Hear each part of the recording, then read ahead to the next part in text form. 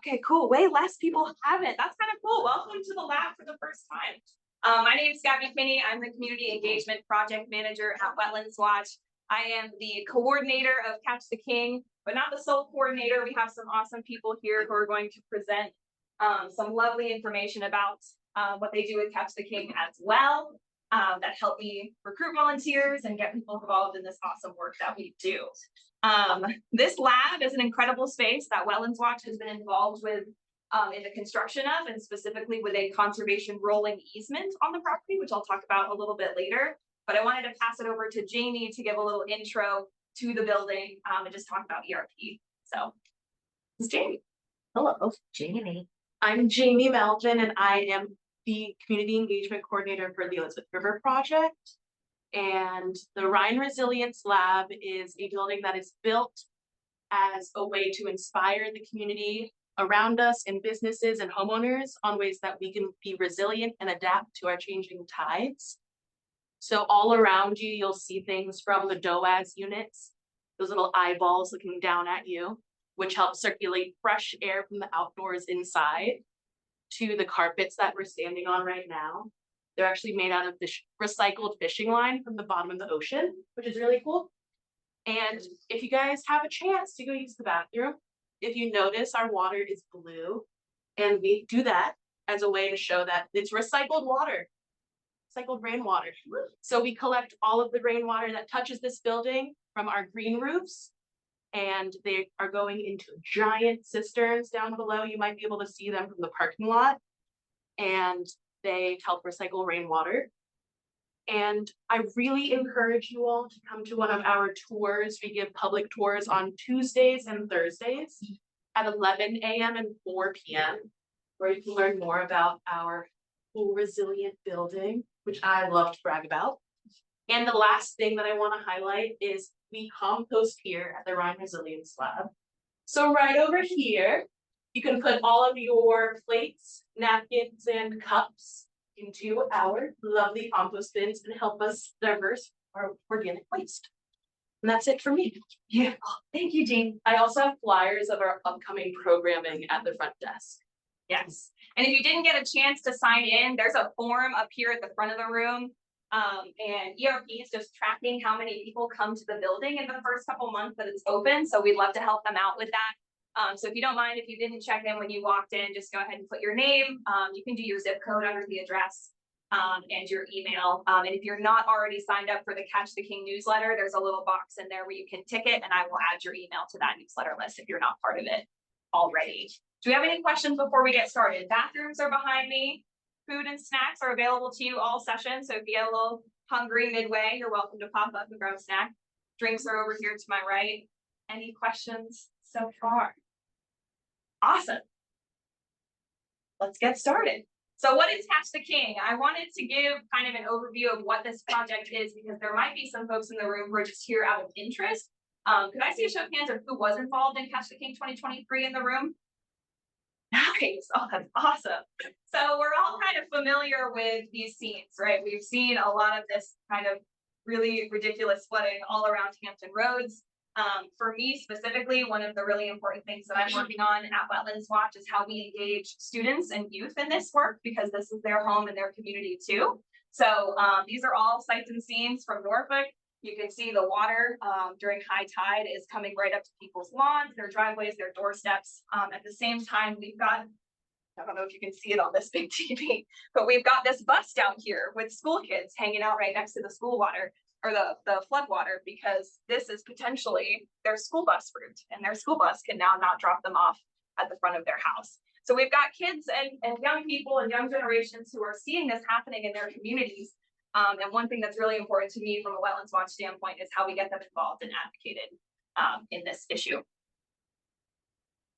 Flooding also looks a little bit like this on the infrastructure level. So we've got backed up storm drains, parking lots. And as someone who didn't grow up in Hampton Roads, I grew up in a very tiny mountain town in Vermont.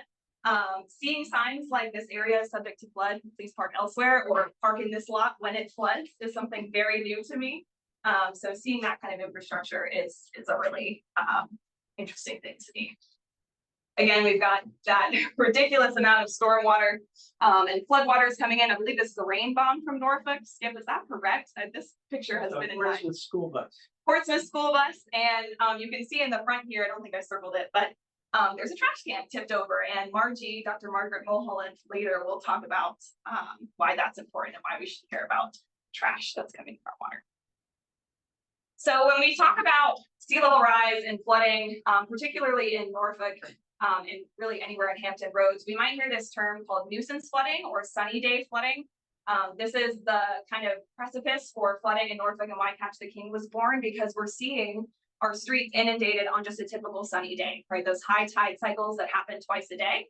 We're seeing floodwaters in our streets more frequently. So we call that nuisance flooding. And there's a prediction from NOAA's high tide flooding annual outlook that flooding, nuisance sunny day flooding will occur between 85 and 125 days by 2050. So that means about a third of the year, we are going to see this high tide, ridiculous nuisance flooding.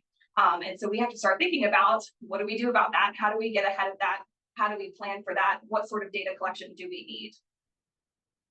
So when we talk about Catch the King, if you aren't really sure why we call it Catch the King, other than having Elvis in our logo, it's this whole phenomenon surrounded by the king tide.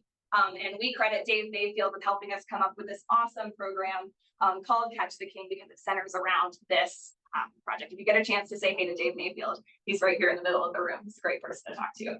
So we're talking about the gravitational pull of the moon and the sun on the Earth's water. So when the moon and the sun are perfectly aligned, the new moon here, we get a higher gravitational pull of those waters, and it kind of creates a bubble effect.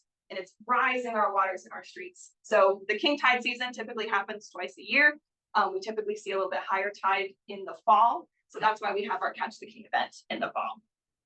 These king tides of today, these things that we're studying today, are important because they could be those normal nuisance sunny day floods of the future. So that high tide flooding we see on a normal basis today could be these king tide events that we're seeing in the fall on a normal schedule in a couple of decades. So it's really important for us to collect this data. We were really awesome volunteer base, really awesome involvement from the community. We would want to just keep on growing. Oh, and I also like to show this little video because I think it's a really good depiction. In case there's anyone in the room who isn't sure what it means to be a volunteer, this is a great video to show that. Ooh, I actually don't know if it will. I don't know if it will play the sound.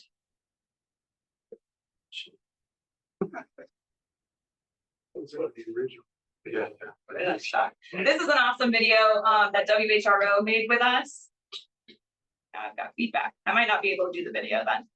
And the previous Catch the King coordinator, Karen Jakelich, who was contracted with us at Wetlands Watch, appears in this video. She did an awesome job managing this event in the past. I think I might have to skip it because I don't think I'll get the audio to work.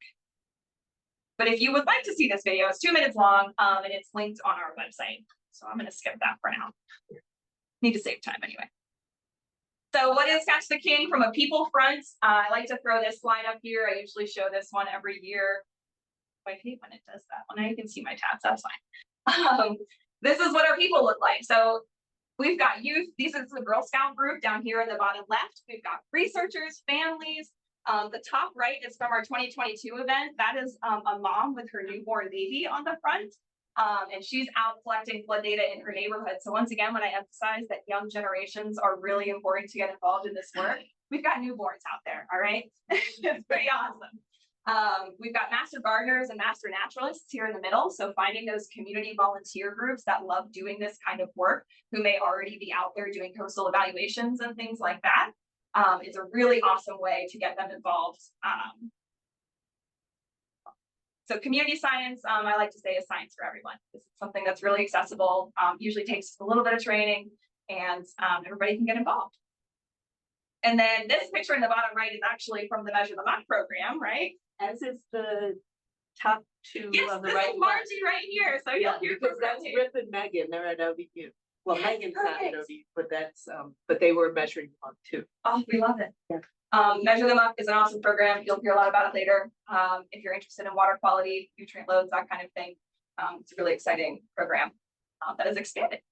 So all sorts of people, community science is for everyone. We want to keep it going. We want to make it continuously more accessible. So that's one of the reasons why you guys are here today. And you'll notice that there are, I should have said this at the beginning, there are sticky notes on your tables with some pencils. I'd love for, while we're going through these presentations, if there's anything that sparks in your brain about what we could do to improve, what volunteer groups are out there that you may not hear us talk about in these presentations, but you think would love to be involved, as well as any ideas for fun stuff we could do this year for this year's Catch the King, I would love for you to write them down. And I've got some whiteboards up at the front that you can stick them on throughout, or you can use the expo markers up there. So what is the Sea Level Rise app? Has everybody in the room downloaded the Sea Level Rise app? I'm assuming most people have. You've been part of Catch the King. This is an app that Wetlands Watch developed in partnership with Concursive Incorporated. They're a tech development company local here to Hampton Roads.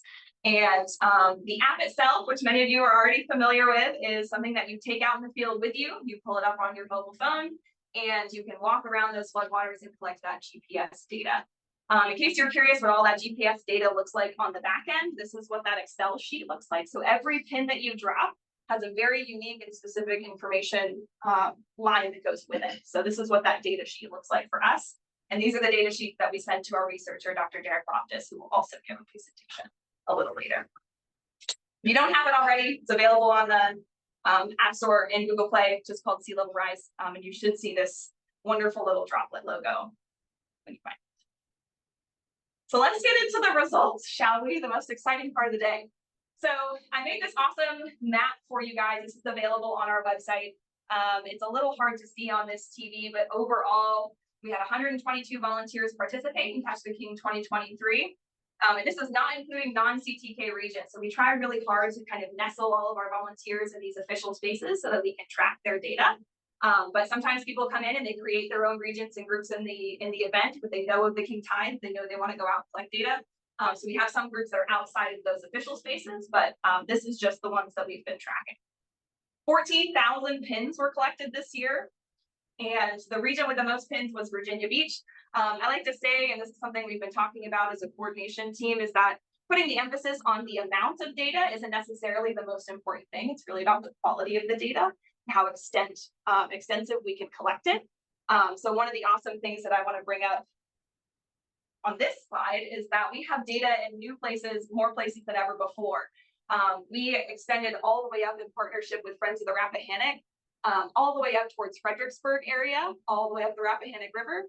And we have way more data on the Eastern Shore than we've ever collected before. So I believe we have a couple of Eastern Shore volunteers in here. So congratulations to you guys. And thanks for helping out with that. Derek will do an awesome dive on what this map is and what goes into it a little bit later. But this is our data viewer that's available on the BIMS website that you're welcome to look at. The map also now has a color key, so you can click around these pins and know each color represents a different year. I believe this year is the bright magenta. Is that the correct color? Magenta, you think? It's also a great tool to see if you're planning on mapping either for next Catch the King like this year or on your own during a high tide event or storm this year. It's a great map to go check out to see where people have collected data in the past and see where you might want to collect data this year where someone may not have collected data, but you know that it floods there. So it's a great tool to use for that. And another awesome thing that I'm sure Derek will talk about later is that we have data across 5 years now, really solid data since 2017. And 2017, if you don't know, is our big Guinness record winning year. So it's a really exciting thing for us. So we have 5 years of data. We're going to continue to collect it, but we can now start looking at trends and what we've been collecting, which is really awesome. One comparison that I thought was really important to make on that note of volume of data. So in 2017, our Guinness record year, we collected, oh gosh, it's going to escape me now. We collected, Skip, do you remember how many that year? It's always been on the tip of my tongue. 18. How many? 59,718. So we're gonna call it 60,000. That number's always been in my brain, and today it's like, whoop. Oh, yeah, right. So 60,000 pins in our record year. But if you look at the concentration geographically, we've got a lot of that lower Hampton Roads area. So even though we had 700 volunteers help us collect data that year, this year with only 122 volunteers, yes, we collected about 14,000 pins, but our spread is so much wider than it was in 2017. So this also shows an incredible amount of growth in our program, growth in the interest, growth in the volunteer base. So it's just a really awesome comparison, even though we might not collect as many pins as we did in our record-breaking year. Of course, we'd all love to do that again. And perhaps go for another winning record. It's really important to also just talk about how the efforts in general have improved over those couple of years. So I like to give you guys a round of applause for that. Pretty awesome. Some of the groups that were engaged this year, these are some photos that we received from our volunteers. So we had Girl Scouts, Boy Scouts, the Williamsburg Montessori School was involved. The Williams School right here in Norfolk is a private school that we're working with this year on some education as well. I think I have a slide on them a little bit later. The ODU environmental ethics class had me come out and present to their classroom, and they actually did Catch the King as part of their class project, which was really exciting. The Virginia Tech Biosystems Engineering students worked with Wetlands Watch's collaboratory program, and they went out and did data collection during Catch the King, which is awesome.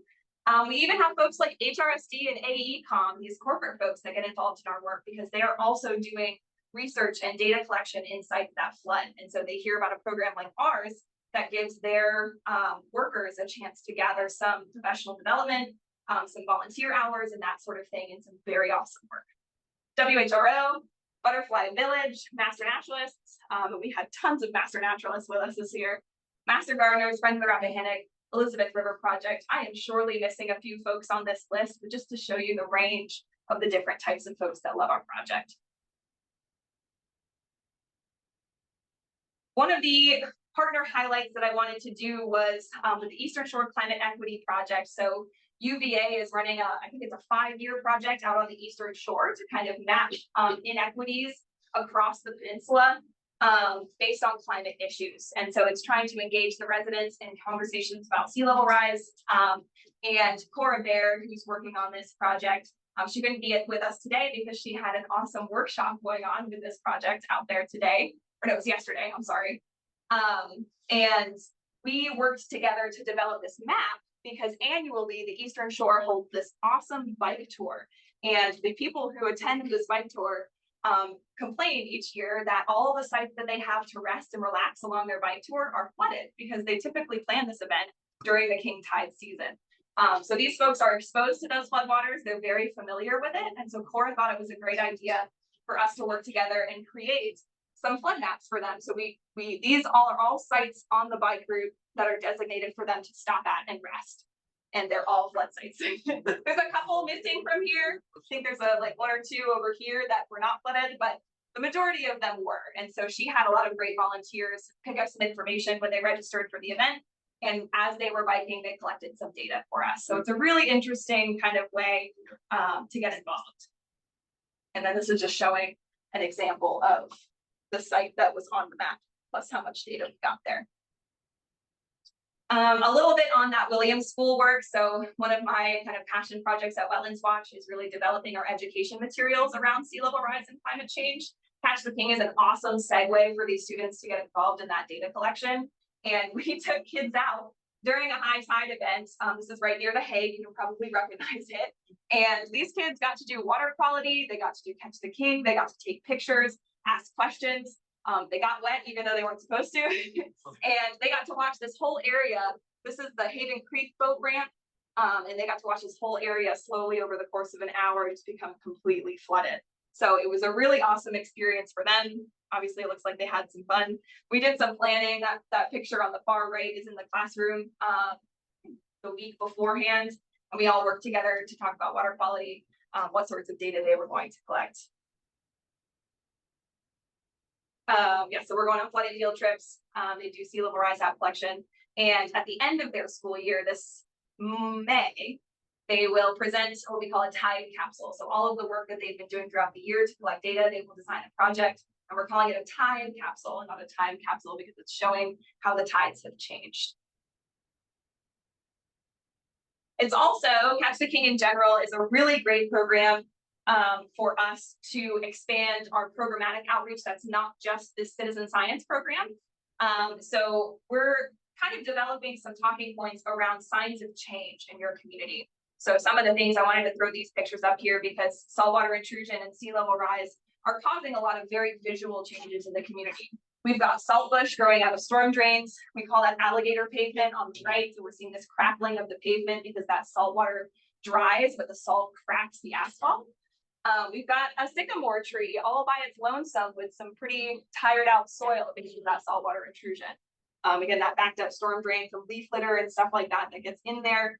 When the sea level rise comes in and the tides come in, those storm drains flood out and are no longer able to drain them. We also, this front picture here is showing someone's backyard. And I believe this property in particular has an easement on it, which means that as the wetlands begin growing into their backyard, they are not allowed to mow them. So they're supposed to let those wetlands come in. But this is also their front gate. So you can see it's pretty inundated. And this all, of course, comes down to the fact that sea level rise is a right now issue. This is something that we're really excited to study and research right now because we are running out of time to see what the effects are going to be like in the next couple of decades. Along that same note of developing talking points for Wetlands Watch and kind of expanding the signs of change and trying to engage the public on these issues, we of course want to collect as many photos of this sea level rise inundation and this flood inundation as much as we can. This is a residential street. This is that house that has the easement. So you can see all of those wetlands. And the river is right over here. Other storm drain. Of course, this is Llewellyn Avenue. So if you know Llewellyn well, you'll know that it floods on a regular basis. Almost, but did not drive through it when I was coming down Norfolk this morning. And had to detour, but we see folks driving through it all the time, which is a big no-no because salt water is not good for your car. So if you see a big puddle of water on Llewellyn, I highly recommend you don't drive through it. But the important thing to notice in this picture, keep my mouse is on here, is that this right-hand side of the road used to not look like this. So these are all wetland plants on this side of the road, which means that this road has been flooded and inundated for so long and so frequently that those wetlands plants have decided to jump to the other side of the road. So again, this kind of visual, subtle change that's happening with sea level rise and flooding that we need to start kind of drawing more attention to. Also, a really interesting thing, this is also near The Hague. There's a habitat conservation area for I believe it's migratory birds or coastal nesting birds on this street. So we've got these conservation areas now popping up and where the wetlands are popping up. It's crazy. This is the Measure the Muck program. I'm not going to go into too much detail because I know we're running a little behind, but just to show off some of our volunteers from this year. We had tables and tents set up. This one was out on the Eastern Shore. I believe this one was Williamsburg. So our lovely tide captains, so there's a couple tide captains in the room who kind of help us recruit and manage volunteers. They set up some tents for me this year and had volunteers come out to their stations to collect information during Catch the King. This is the Williams School students again. And then this is a picture from North Carolina. I'll talk about it in a second, but we actually expanded into North Carolina this year. And one of the folks down at Bald Head Island was studying how sea level rise in these tidal flood events affect the sea turtle nests on the shore because they're getting closer and closer to the dunes, having to nest higher and higher up the shoreline because the water comes up so high it can flood out the nest. So she took this really awesome picture. I know it's a little grainy up here. And you can see the raft line comes all the way, almost touching this guy's nest. So he was pretty smart. She was pretty smart to go there because boy, is it knocking at the door. What else did we do? We updated the app again this year. We'll talk a little bit about more app updates in a little while. We held 8 training events, including 2 train the trainers. So we gave our Catch the King tide captains a little extra love this year to give them some more information, actually hear their feedback on how we could do better. We had a wet run this year, say that 10 times fast. And this was to kind of give us a chance to see how the app was going to function after our updates. And give our volunteers a chance to give it a full swing. And especially, I believe some data collection, even through Measure the Muck, happened during the wet run, because I believe the tides were even a little bit higher during the wet run. Yeah, so ended up working out just fine. So we got some good data collection, but we intend to have another wet run this year. That's something that I would love your feedback on. And then, was that on here? Oh no, you're fine. I didn't know if it was resumed or not. We also did mapping and photo contests, which I'm gonna announce those winners in just a few minutes. Just speed it up a little. We had tide cabin stations, like I mentioned, and we also had some maps made. These are things that I want to continuously update year after year, filling in new flood locations so that our volunteers have maps that they can reference when they want to go out and collect data. Because some people might want to get involved but have no idea where it floods. So those maps are really handy. Again, we expanded into North Carolina this year. We had actually funding, NOAA approached us because they were doing an inventory of citizen science projects along the eastern coast of the United States. And they found our project and they loved it. And they said, try to expand this into a new state. So we picked North Carolina. I'm a UNC Wilmington alumni, so it just kind of made sense. I'm connected with the North Carolina Coastal Federation that's down there. And we collaborated with the North Carolina King Tides Project to help put this on. So we had 2,300 pins collected down there, 20 volunteers, 6 localities: Wrightsville Beach, Wilmington, Carteret County, Onslow County, Carolina Beach, and Baldhead Island. So we did a good job, hoping to continue that effort this year. And we did 4 King Tide events. So this wasn't a one standalone Catch the King. We kind of opened it up throughout the King Tide season. It was a little easier for us to manage it that way. And once we got some traction, it was managed a little bit better. If you are curious about where all this data lives, and you have yet to visit the Sea Rising Solutions portal, you can log into searisingsolutions.com. There's a little login. I think I'm logged into this screenshot, but there'll be a login button at the top right. And you can use the same credentials you do as the Sea Level Rise app. You can find your region. It should pop up on this right-hand column that you see on that screenshot. And you can go view the data that was collected in your region. If you haven't joined the Facebook group either, Help Catch the King Tide is on Facebook. That's where we put our King Tide calendar. We put updates. This year we may even put out more events through there. So if you want to get more rapid updates on what we're doing for Catch the King, that's a good place to sign in. If you have not yet, I think I've talked to most people in this room because I really like to bug people about our newsletter. The newsletter is my main mode of communication with volunteers. So if you're not signed up for that, it's available wetlandswatch.org/catchtheking. You can also view the data inside the Sea Level Rise app. So I know this follows a North Carolina track, but it's the same all across the board. You'll find on the My Regions tab, you'll tap it, the Mappings tab at the top. You should find the 2023 CTK event in that listing. So you'll tap that and then hit pins at the top of the page that pops up after that. And then you can just use your fingers to pinch and pull to zoom in and out of the pins that were collected. So if you don't want to go all the way through the Sea Rising Solutions portal, you can do it right in the app and go find the pins yourself. Does anybody need me to stay on that screen? All right, let's get into the contest announcements. I'm going to save questions. This is something, if you have a question on anything that I've presented so far, just for the sake of time, go ahead and write it down and we'll do some feedback and discussion a little bit later. So contests, let's get into it. We held 3 categories this year. The first one was most unusual item found in floodwaters. We had Angela Wilson showing us an oyster and a beer can taken on the 28th in Colonial Place, Norfolk. Is Angela in the room? No, okay. So you can see it's kind of, again, hard to see on this TV, but you can see the can right here. And we've got a little swell of oysters right over here. We had Cheryl Liu with the Williamsburg Montessori School submit for a dead fish. And again, hard to see, but this young kid right here was brave enough to hold that dead fish in his hands. Really hope he hand sanitized after that. But this is a group that volunteers with us every year. And so we're really happy to have their continued participation. Is Cheryl in the room? Where are you? Yeah, Cheryl. And then this last submission is from Linda and Hayden Gordon. Raise your hands, guys, in the back of the room over there. It's a little, again, hard to see, but this is a parking lot at Quinby Harbor on the eastern shore. And this sign right here says reserved parking. And so this is a legitimate parking lot. Do you think anyone can park there? No.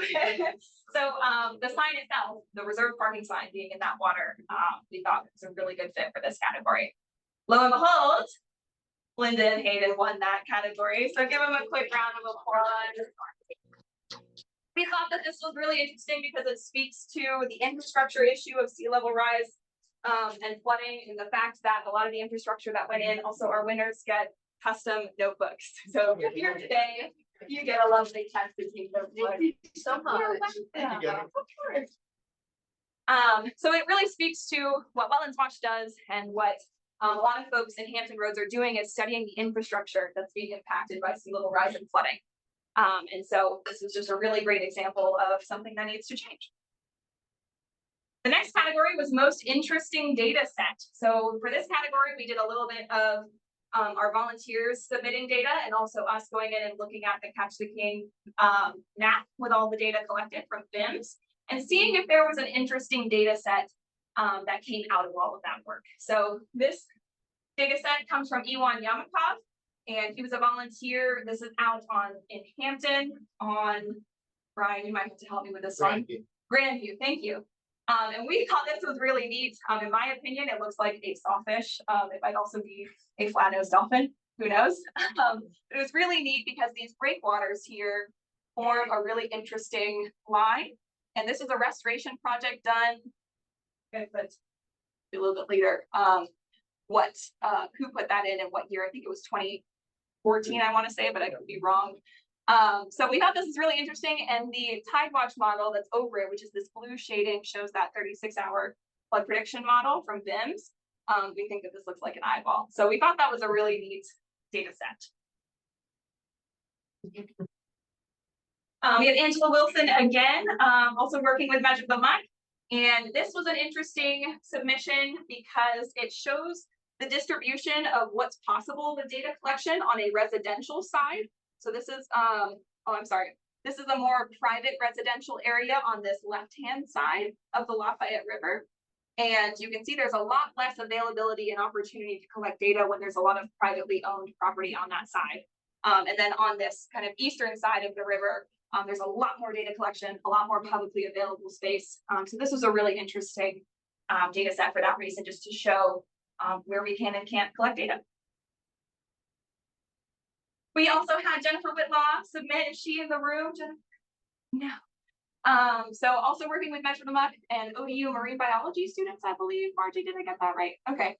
And this was really cool because she's showing the comparison between the 2 days of data collection. So this is the same area. They went out both days, and you can see one day came in a little bit higher than the other. And our winner for that one is Elon. This is just such a cool data set. Are you kidding me? And I do have it's interesting. Sawfish, of course, are not local to our area of the United States or our Atlantic section of the ocean.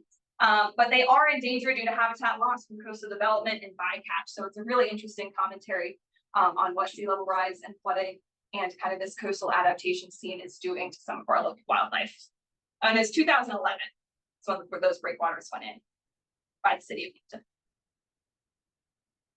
The last category was show us your teamwork. This is awesome. We get lots of amazing volunteer photos every year. Showing what our folks do and what they get involved in and how many people go out to volunteer in their groups. And for this category, we had Angela Wilson again, who Measure the Muck. These are those marine biology students going out and about doing Measure the Muck things and collecting data with the Sea Level Rise app. Cheryl Liu with Williamsburg Montessori School. She submitted this photo as well to demonstrate, of course, the students working together. But the awesome thing about this, if you look real closely, you'll see many of those students have crowns on their head. And this was not something that I asked her to do. But each year she puts those golden crowns on her student heads and they go out and they collect data together. And we had Cheryl as the winner of that one because of her routine efforts. Year after year, she does incredible stuff, always keeps in touch with me, and does a really awesome job as a tide captain for her students. She might be on Zoom. So Cheryl, if you're on Zoom. She's right there. Oh, I'm sorry. You are here. Thank you, Cheryl. Thank you for everything. Oh, let me get you the notebook now.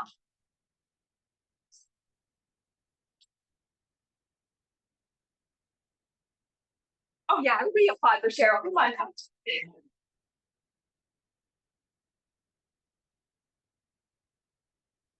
All right. How am I doing on time? Oh, we're so close. Okay. And then Catch the King's map over the most pins for 2 years in a row is Marianne Keeley. Is Marianne in the room? I don't think I saw her. No, she's not.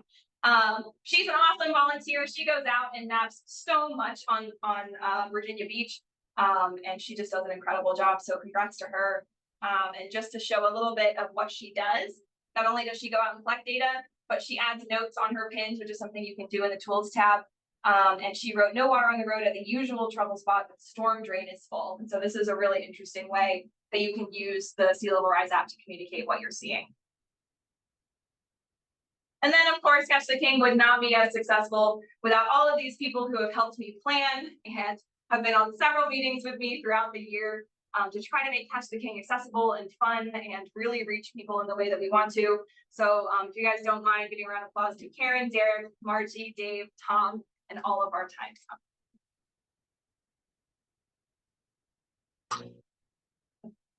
And now we're on to partner presentations. I'm running just like 2 minutes behind Derek, so you'll be fine. Just keep running it. We'll see how we get. And then I can just switch to point. We do memento. After we do partner presentations, we're going to take a break. And so that would be a good time for you if you have questions, start thinking about those. And if you want to put anything on the whiteboard up front, that's a good time for you to do so. All set. Thank you so much, Gabby, and thank you to all of you, our volunteers. It's really been exciting the many years that we've been doing Catch the King. Sea Level Rise app has been around, out of open beta back in 2014. So this is like 10 years worth of data that we've been able to collect with the app. And through Dave Mayfield's stewardship from his time formerly at the Virginia Pilot, has really been able to allow us to reach many of you through these efforts. So our partners, they're listed here along the bottom. It's really something that can't have been done without them, without you as our volunteers. So thank you so much for all that you've really allowed us to be able to do through this incredible app that's gone through multiple iterations. And that's what today's presentation is going to kind of spend some time talking about. What's in the data that you collected? What have we learned? So very quickly, if you've seen parts of me presenting this presentation in the past, there's tons of things that we learned from your data.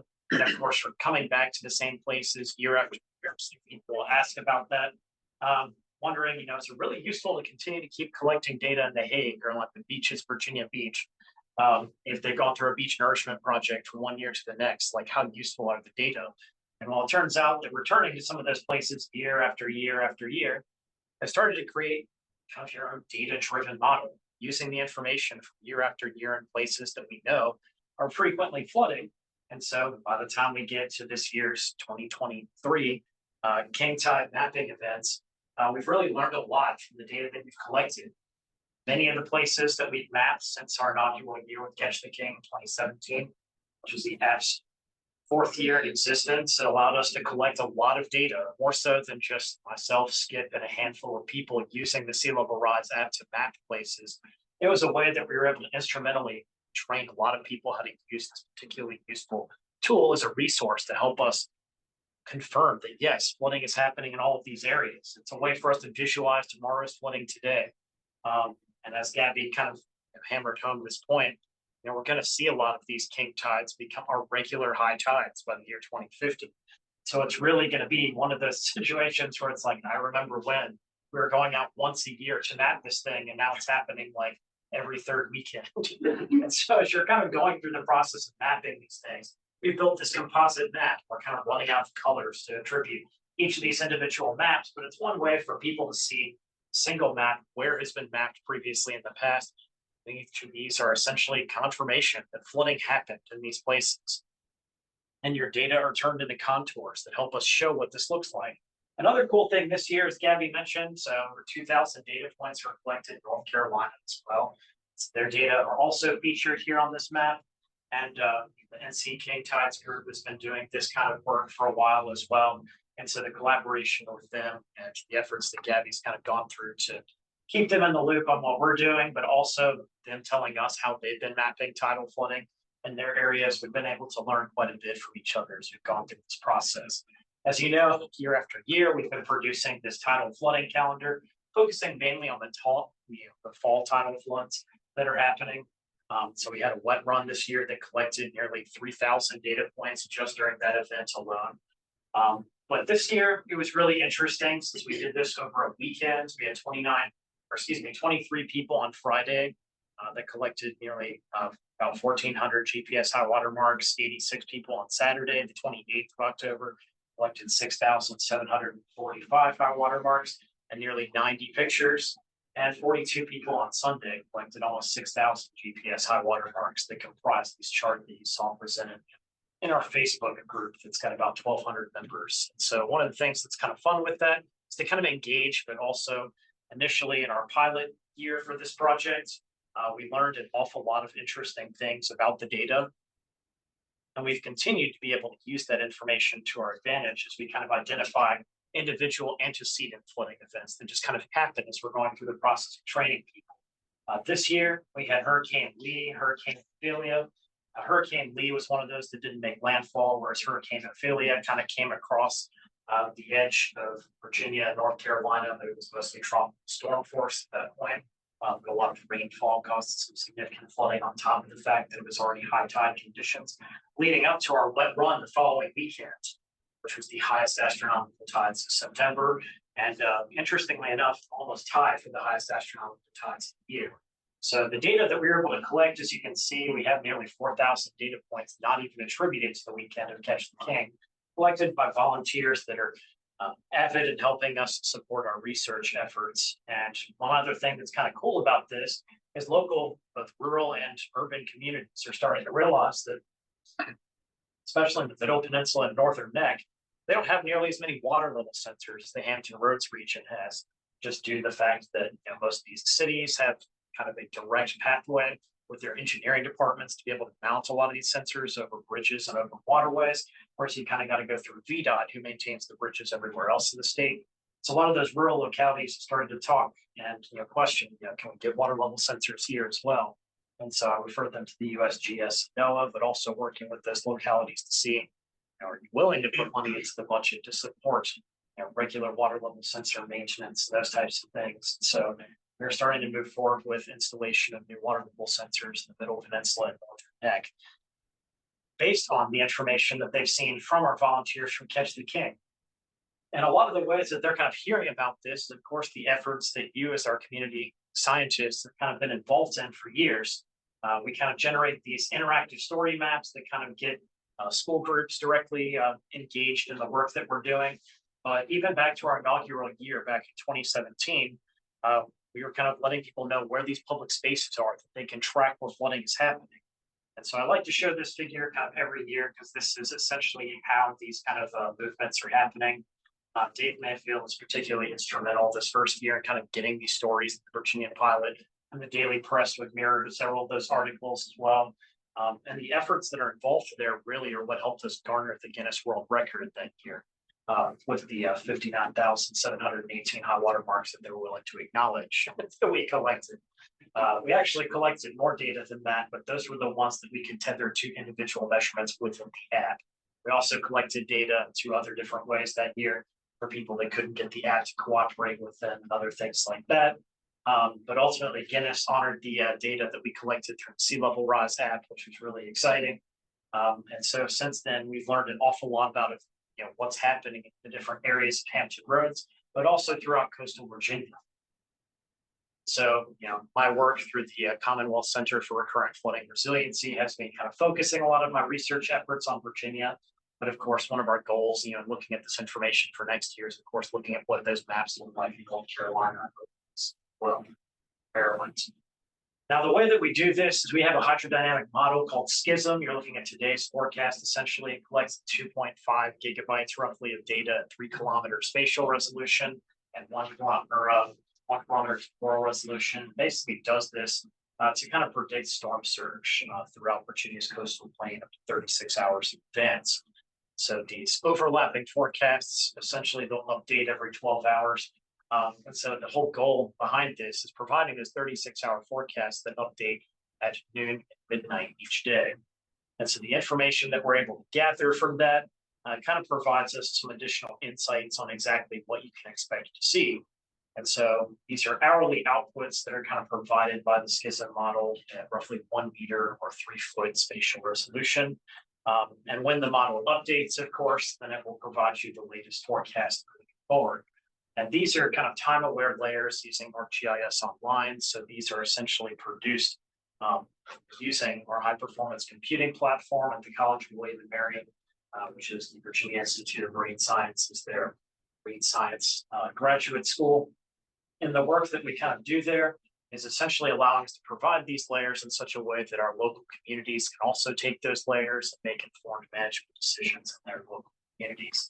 Virginia Beach is doing this, but also parts of Newport News have collected data from these apps and been able to use them to make street closure decisions, things like that, based on what's shown in the forecasts. Now, of course, the sea level rise app, even dating all the way back to early mappings and with the iPad version, the iOS versions, essentially have gone through and been able to extract data to ArcGIS Online, where you can show what these individual data points look like, and we convert them into contours. And you might wonder, why do we do that? Well, essentially, the first thing we do when we take your data points from the app and extract the information from them is that, well, we need to cross-reference them with the digital elevation models to tell us what is the elevation above the earth for each of these individual points. That then tells us what the flood depth theoretically would be in other areas adjacent to where those points are. Presumably, that contour you're producing is the zero contour for wet and dry margin during this flooding events. We compare those with our models, and then we draw distance lines between the two, and it converts into what we refer to as a mean horizontal distance deviation, what was observed by the sea level rise app for volunteers like you, and what our model had predicted of the 36 hours in advance beforehand. So the core ask originally with Catch the King, of course, was just to say, hey, this is our tidal flood forecast. Could you please go and see, are these places actually flooded? Is the model right? Or are there things that we need to improve upon? So it's a very public tidal calibration of our model.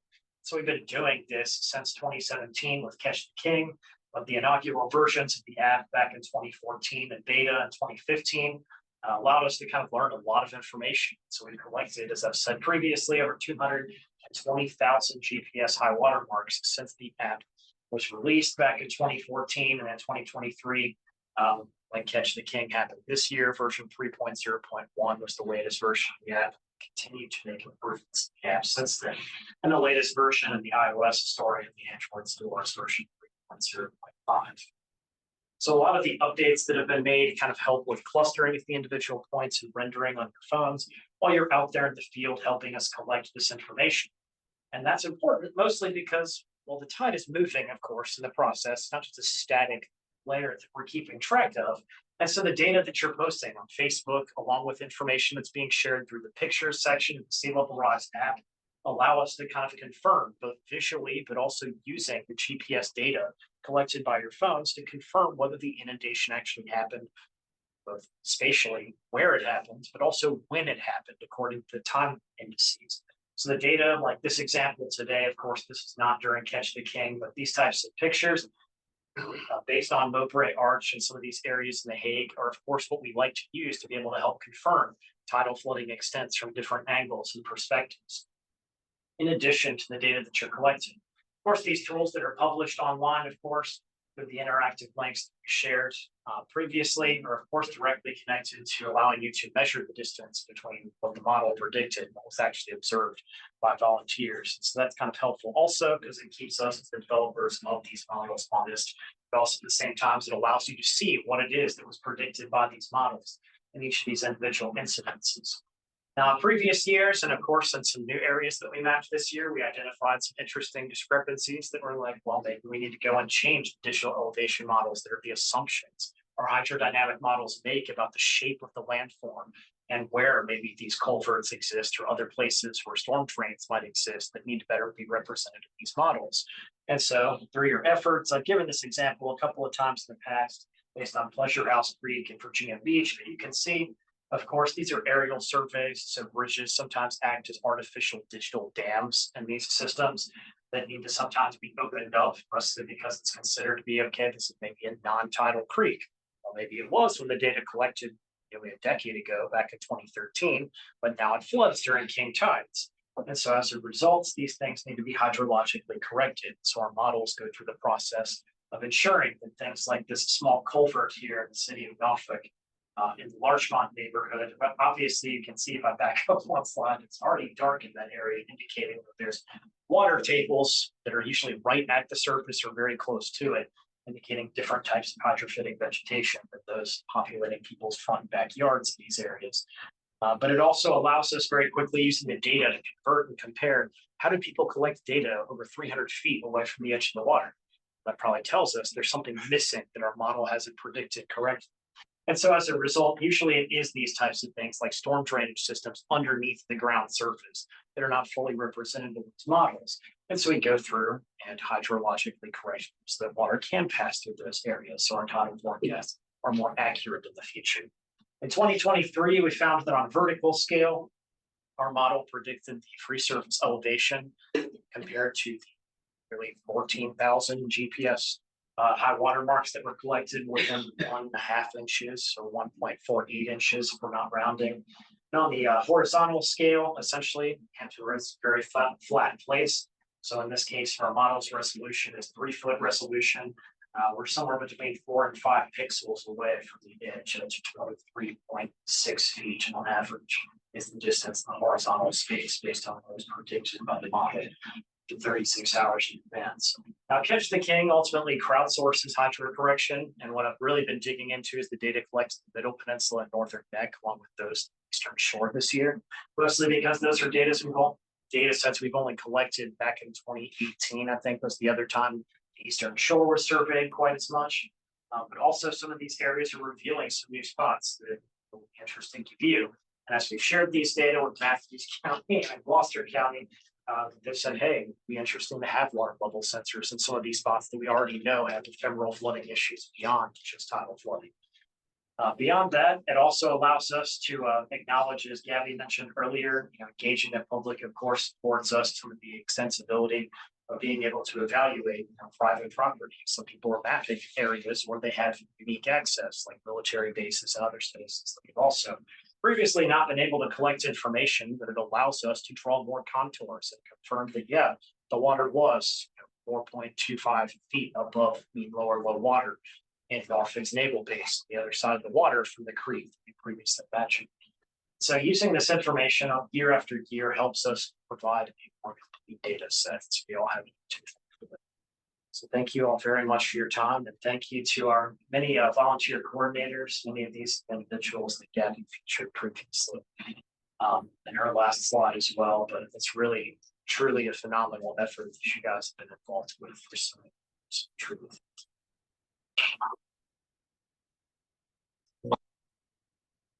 Hey, Derek, Yes. real quick, could you go back to that set of data that was the star shape, it's the triangle in Norfolk? And I wanted to make a point about the need for the continuous collection of this data. So this one here. Yeah, that's good right there. So this is the data set that I collected 2017.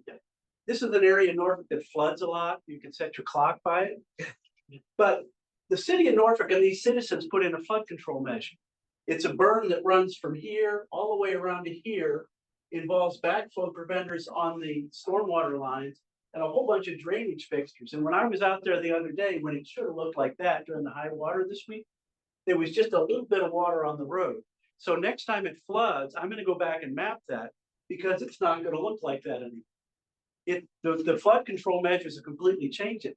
And so being able to validate some of these measures that are taking place is very useful. And it would cost the city of Norfolk, I don't know, hiring an engineer with a backpack unit to do it, it would cost a lot of money. So anyway, that's one of the reasons that I think it's important to keep collecting this data as people take steps to actually control the flooding.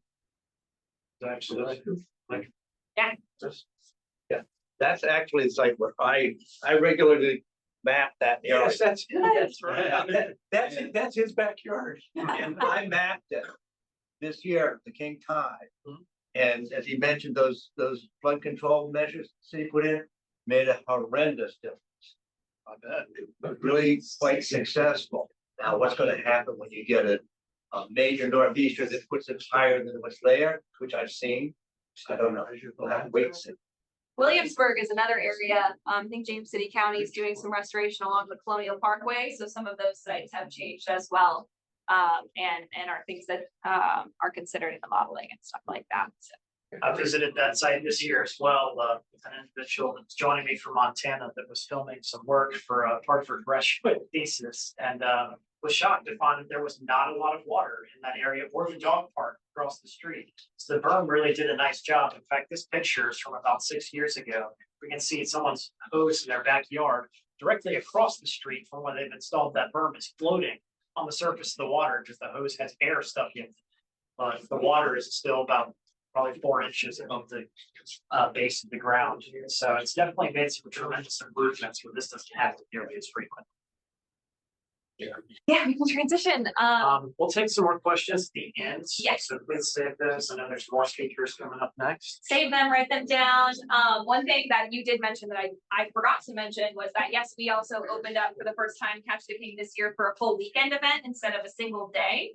This is something that we talked about as a group and got feedback on from our tide captains and our volunteers, that having more time and more flexibility to study that king tide, since the tides don't roll in at the same time all the way up and down Virginia's coast. So like Norfolk might get it at 8 o'clock in the morning, but the Northern Neck doesn't get it till 3, 4 o'clock p.m. Starts to get dark that time of year, and so volunteers aren't as willing to go out. So we opened it up for a full weekend this year. Let's get Mr. Tom Allen up here from ODU. Give me 1 second to pull your presentation up to talk about the Blue Line project.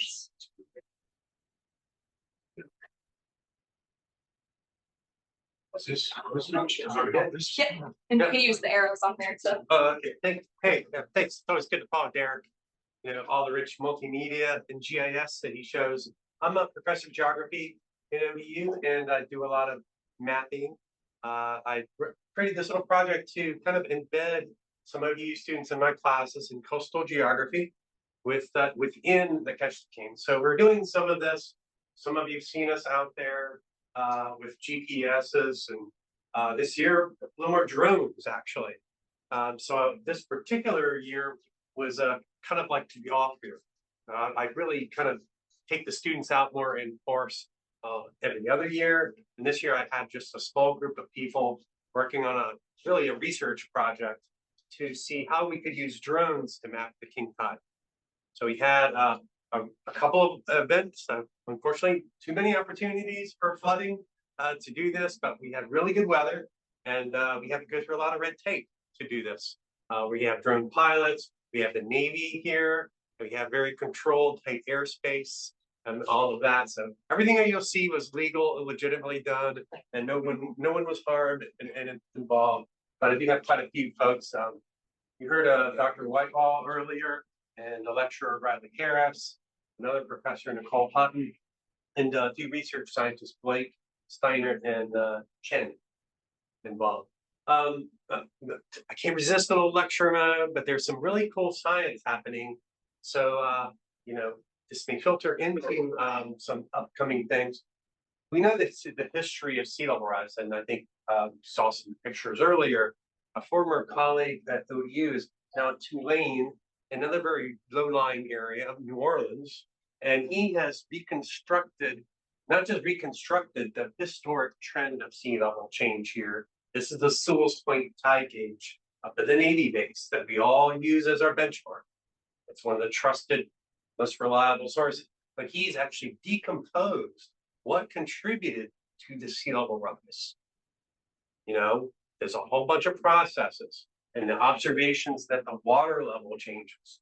Sea level changes with the ice sheets, you know, melting, changes with thermal, the expansion of the water with atmospheric warming and the ocean warming. It changes with the variations of the Gulf Stream and passing hurricanes. Okay, even heavy rainfall affects the water level heights at Sewell's Point.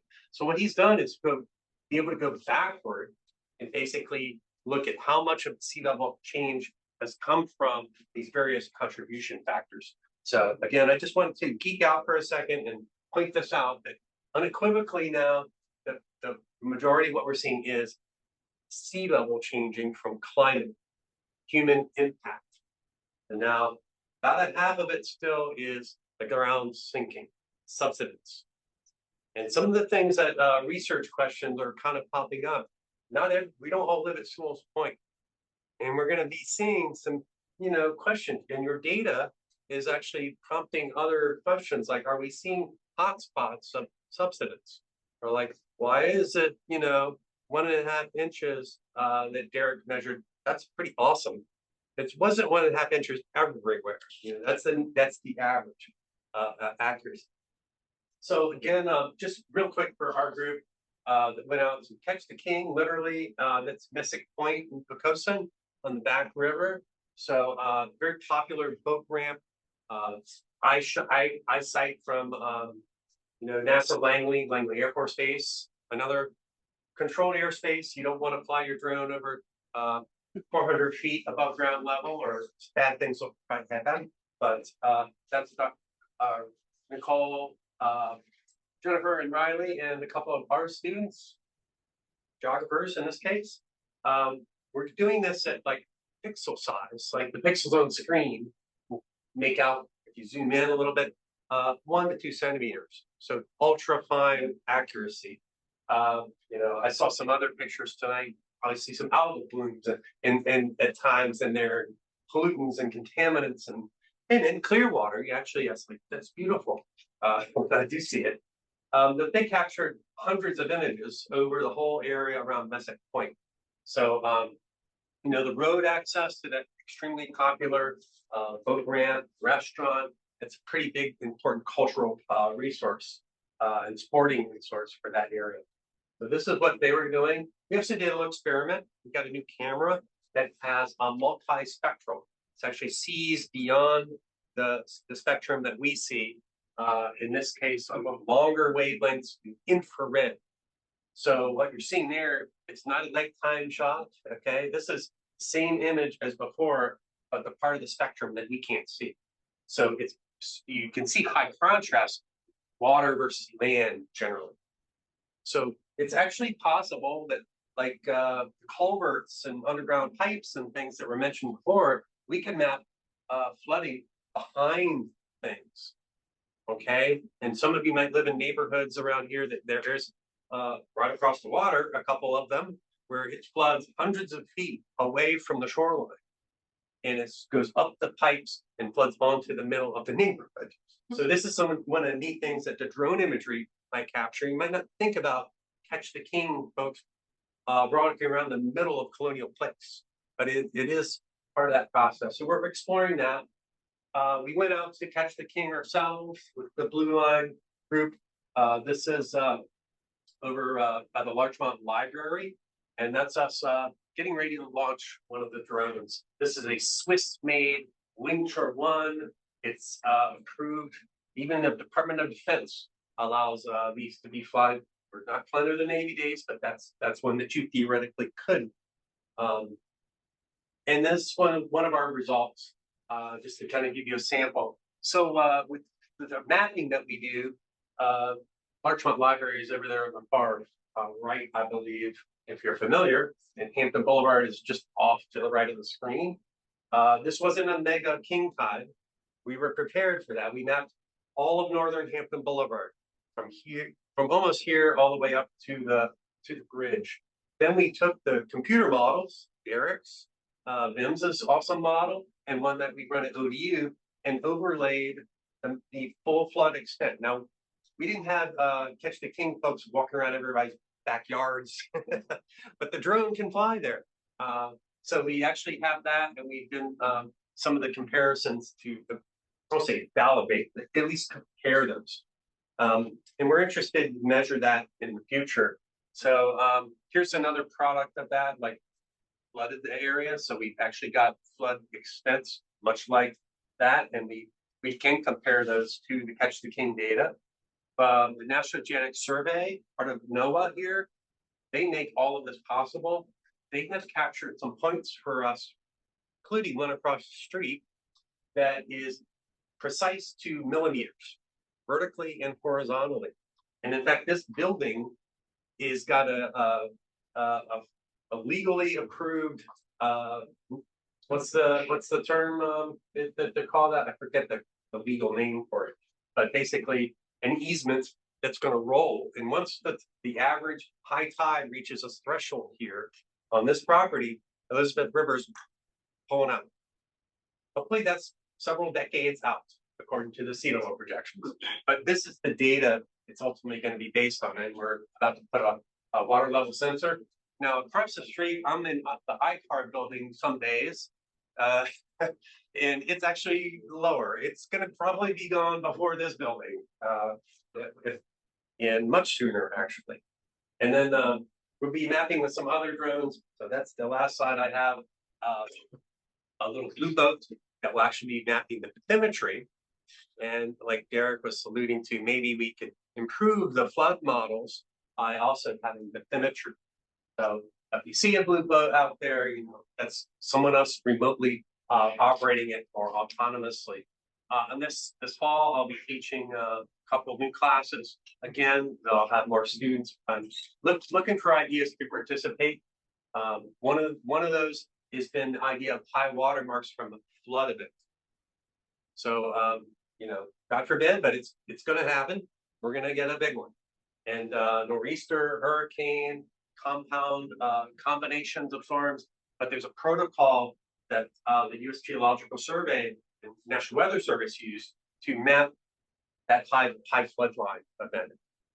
Insurance companies, we all are going to be very interested in that when that happens. But we're interested in maybe looking at that protocol and having a sort of a plan, a prepared plan to capture that and see, you know, that'll be a true test of a lot of the flood models as well. How do they perform in those kind of extreme events? Thanks. Look forward to more.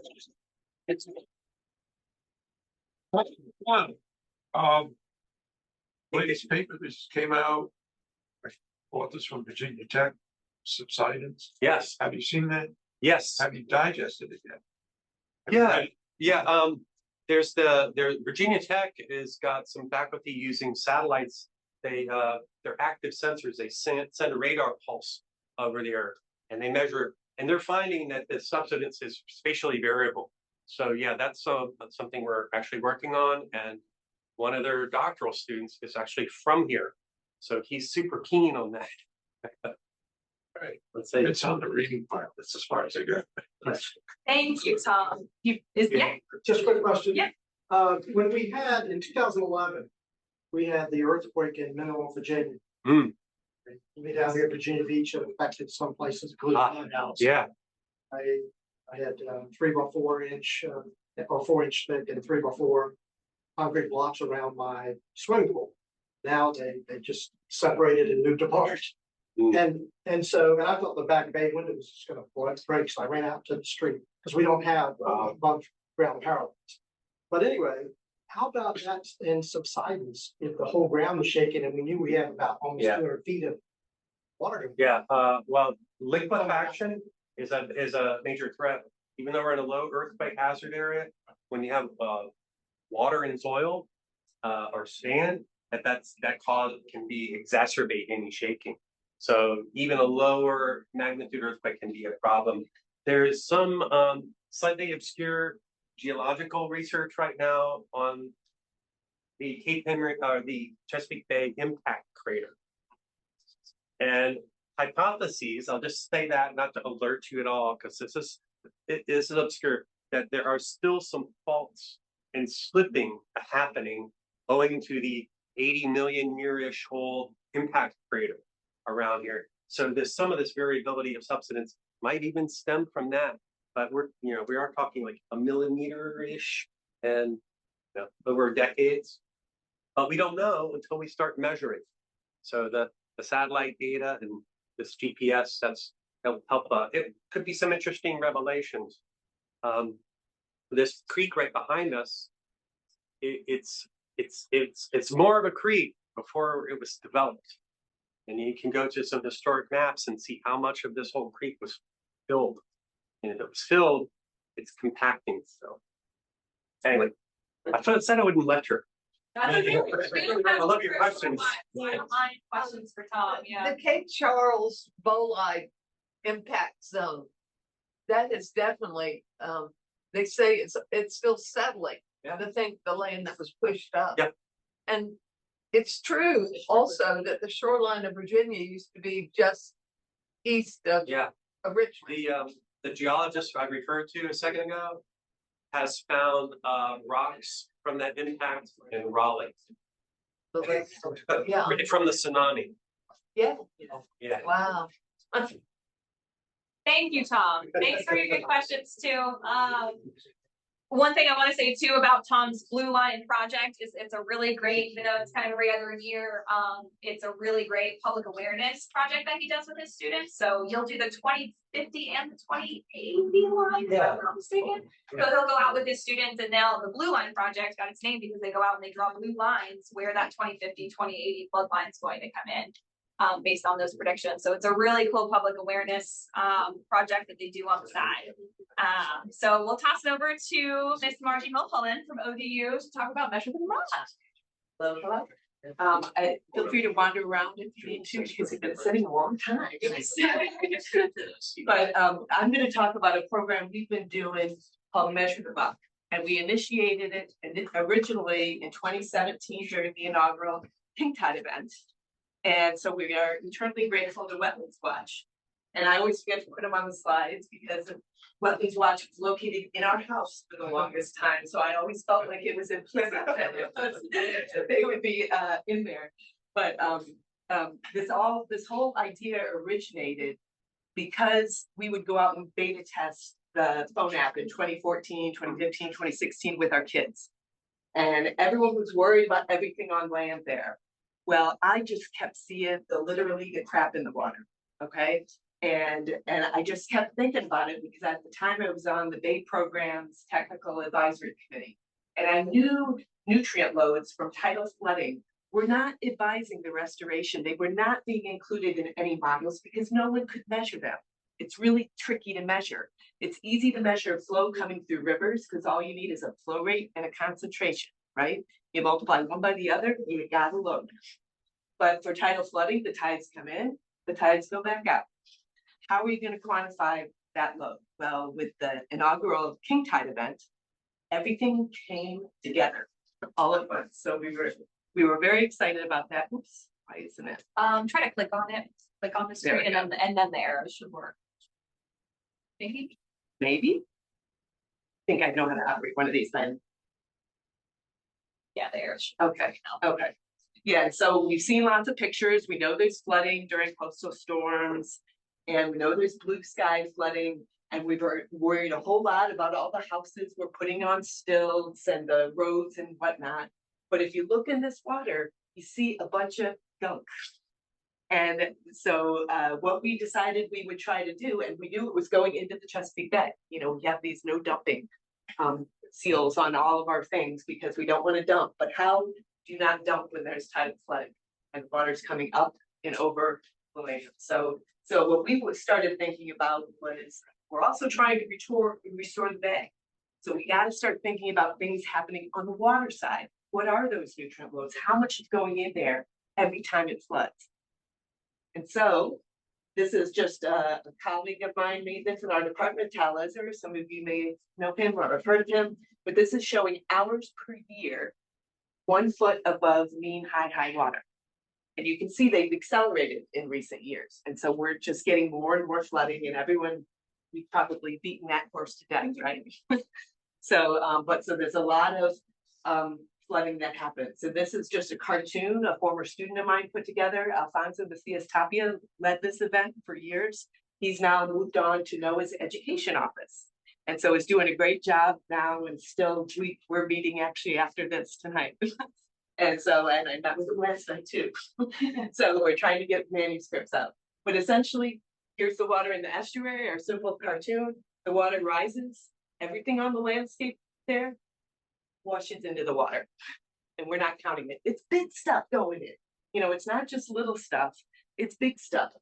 That just goes in here. You can see a picture of some construction at a house that floods in back, and there's no control really for the sediment going in. And there's a house that is actually located about 3 blocks that way. I think it's on 52nd and 53rd Street. If you go down to the end, there's always these trash cans tipped over in there. And actually one time, I wish I could take a picture, but some guy walks out of the house with his trash bag. Alfonso and I were sampling. And he looks at the submerged garbage can, turns around, starts walking back. Then turns around again and whips the bag right into the water. Cause I think he was just, it was just so frustrating.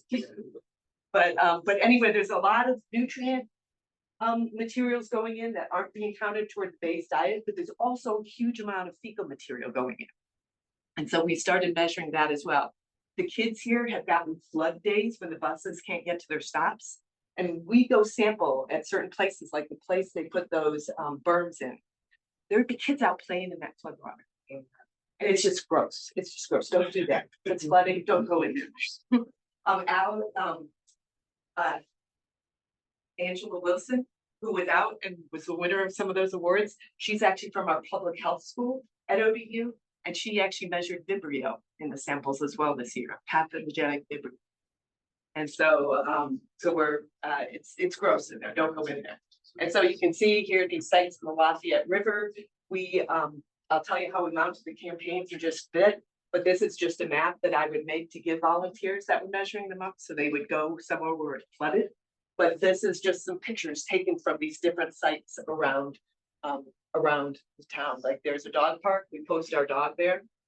We picked it up. And this is the picture our graduate student took with toilet paper coming out the sewer. And which was pretty gross. Again, just some roads flooded, those trash cans again up the street. Just a lot of different pictures. So don't swim in there. There's people mad about people playing in it. The water that someone's swimming down by the hay during a flood event. Okay, so why do we care? Well, we have a lot of water quality impairments that are resulting from tidal flooding and things like algal blooms. Nutrients go into the water. This is an algal bloom. All this streaky water is a harmful algae that can kill organisms in the water. And this is Yappa. This is Hampton Boulevard.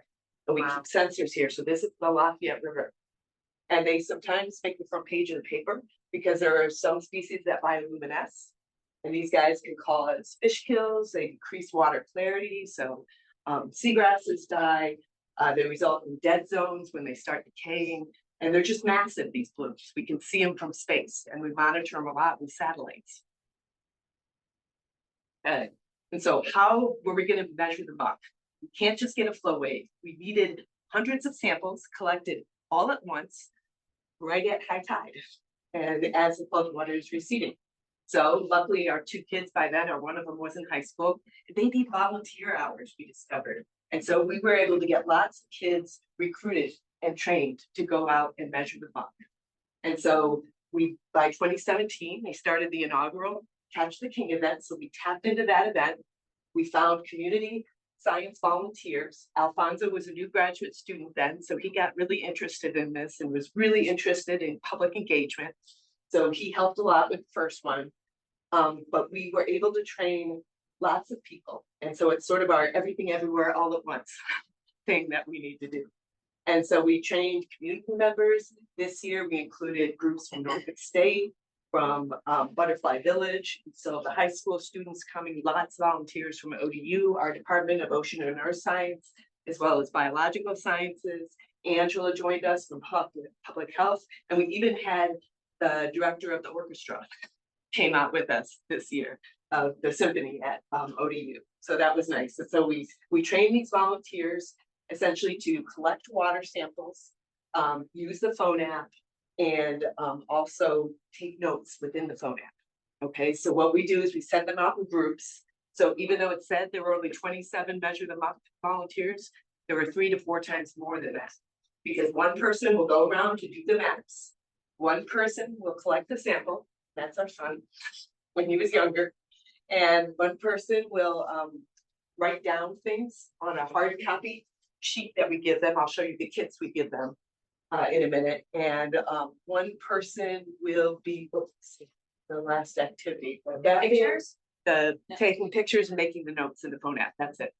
Yeah. So we had, and then we have the hard copy because we love redundancy science. We don't want to miss anything. And so we essentially give the volunteers these manual log sheets. We give them a map and tell them where to go. Where they're find flooding, you know, we have them, they have the phone app, and then they have a cooler with ice pack gloves, because we don't want them exposing themselves to the nasty stuff we know is in the water. Sample bottles, the long sheet, etc. So they have all that stuff. And this is just showing people out sampling. These are some people from my lab group. Eduardo is still here. He's hoping to graduate pretty soon. And this is just a group of people in the lab processing the samples afterwards, because we have to filter them, freeze them, and hold them until analysis, and we have to hold it properly. But this is the chaos that's in the lab, and a lot of the high school students were helping us process the samples, so they just love it. And we get students from Maury, Granby High School. We had some First Colonial come, and quite a few at Blair Middle School even. So, okay, so this is again just showing some of the pins we dropped. We've seen this one a lot because that always was one of our regular sites. This is another student that was in my lab, Yvonne, and she was collecting the GPS data using a different phone app on that one. And these are some volunteers from this year. These ones are from Norfolk State, and the others are some students at ODU. And I wish I would have submitted it, but Ben and some of the groups he was sampling with this year, they made a great TikTok video with between Norfolk State and the ODU graduate students. So they had a really cool TikTok video that should have won. Yeah, that was And the nice thing that the students love, especially the high school kids, is these contribute to real publications. And these have really gained a lot of attention from the BAE program because they want to include it in next generation models. And so I've been participating in different workshops, trying to get the data into those models. And we have a proposal pending with Derek that we want to expand into other watersheds that have different land use types. Ben Shelley and Alyssa Bucci are here, and they're new graduate students that want to take over and look at water quality impacts from coastal flooding, as well as land use and differences in nutrient loading based on different land uses. So we propose to expand into the York River because it's a more natural system and there's a lot of failing septic. And then river system on the eastern shore, the Choptank River system, and that's in Maryland. And so we hope that gets funded so we can assess loads for different by land use type, and that'll better advise the BAE program models because they do a lot of land use in there. But in summary, I'm not going to show you all the data, but in summary, the nutrient loads are large. And like I said, I'm meeting Alfonso tonight because he's built a model that essentially shows sea level rise and the total nutrient loads rising over time. And that's what's happening really. It's most of the nutrient loading in the model could be just predicted by mean high water and water temperature. And he was able to show that. So that's good because then we can backcast things as well. But the nutrient loads are huge. They are actually recalculated for the first one. They are the entire annual load allocation for nitrogen in the Lafayette River. So it's a lot. And that's what the EPA sets for it. It used to be just for the overland flow, but now our load estimates have gone up a little. And we think it's almost the entire load that the EPA is allocated as part of the restoration. But so we've expanded our sampling this year. We did that wet run event. We did a big event in the eastern branch of the Elizabeth River because that's more industrial, has more industrial sites. So again, gets at that land use piece. And we partnered with Norfolk State for that. And they've been great. And the Blocker Foundation has funded that work. And then we established it on their time series site in the eastern branch. All of our previous work was just done in the Lafayette. It's close to ODU, it's tractable. We can get a lot of samples all at once in this place. We've chosen the sites for our expansion because they're near VIMS, so we get lab support, and they're near Horn Point Lab in Maryland. And so we can get lab support there. And they're the right types of watersheds. So, so the future, I think I already said this, we want to expand our work and examine and that we have new graduate students that are ready to take over for Alfonso, because I don't really do anything. They have to do it all. And so we, again, like I said, we're hoping to include all this work in next generation BAE program models. I forget what version they're on, I think 7.0. Does anyone know which one it is? So they're trying to get it in the next one, but they're due in 2025. They're already hoping to get some numbers in to the model. See, I don't have that. So I think that's all I had. Yeah, Thank you, Marcy. but How bad were the bacteria loads? oh gosh, they were off the charts. Okay, so the swimmable, fishable standards in Virginia are 104 MPN. It's most probable number. It's a weird number, but many of our samples were greater than 24,000. That was the top end we could detect. And very few met the like 4 in each year, I think. Met this fishable swimmable standard. when the fish is being caught. Yeah, Yeah. and so Alyssa's been working to try to figure out where that fecal indicator loading is most intense. But if it floods, don't go in the water and don't let your kids go in the water. I've been collecting pictures from the pilot that they put up online every time it floods of kids walking around with the parents and the little kids. And we did know someone that went to the hospital with they had an infection from an open wound on their leg. And they went systemic and they were in the hospital a long time.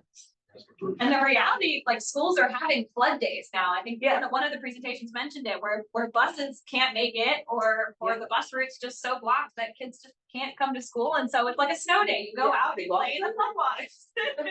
So yeah, don't play in floodwaters. Even if you're tempted, don't do it. Yes, don't let your vehicle play in floodwaters. Thank you so much, Margie. We're pretty off schedule, but I think we'll just cut our feedback session short. We're gonna take about a 10-minute break right now. This is an opportunity, if anybody wants to ask questions to any of the presenters today, grab snacks, grab drinks, stretch, visit, or like go look at the water. This is your time to do so, use the restroom. And when we come back, I hope some folks stick around because we're gonna leave kind of just an open discussion.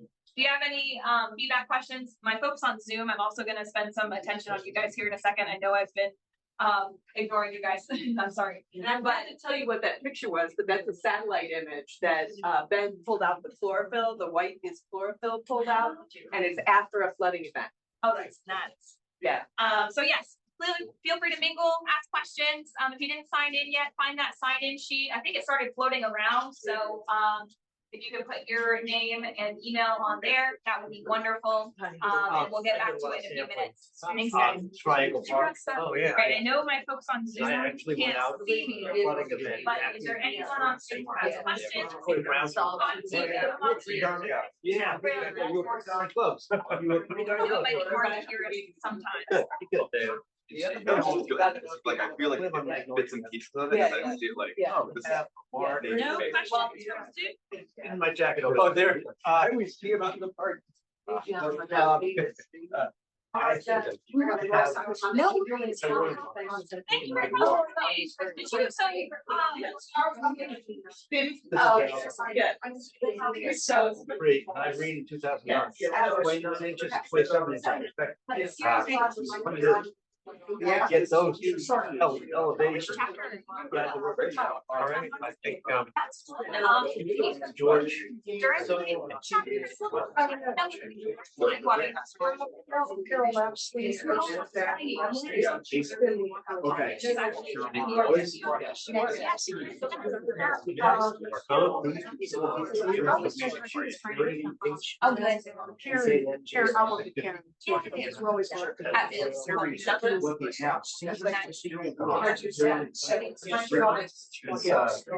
my watermark is mapping that I might get, knowing there might be something. There's a pretty significant. We have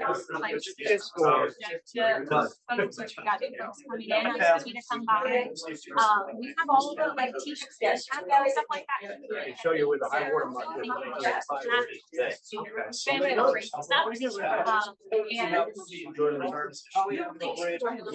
And actually over on the table, the flyers.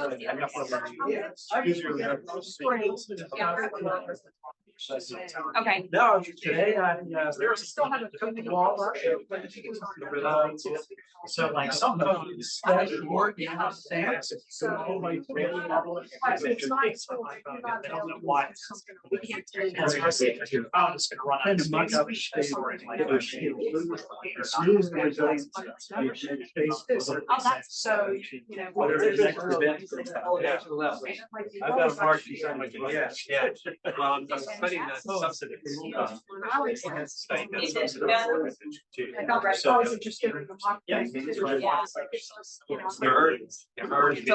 too. Well, yeah. There's a lot of email, we can. Thank you so much. I know.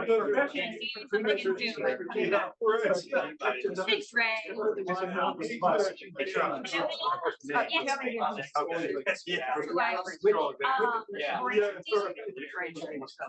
Used to. She may send you guys. Thank you so much for that. That's great. And thank you.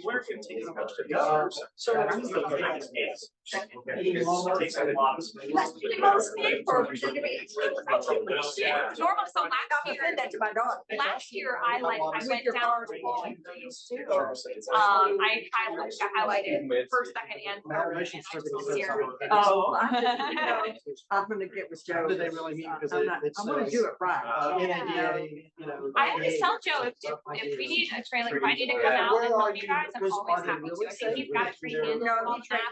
Stuff he does, but cool. Yeah, feel free to reach out anytime if you need stuff.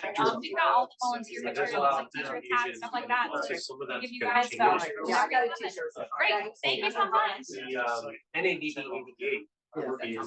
is it's Are you at the school on Friday mode right now? That's what the survey. I think it's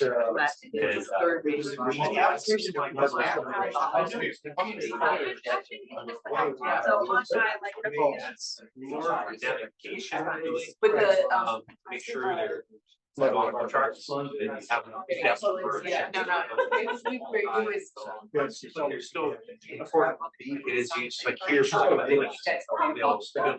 Yeah. To about the reason there's two, right? High water, high water. Is we have high. One is just like, one's that's higher. It's like you're saying. The other, you high water, high tide. So they're higher.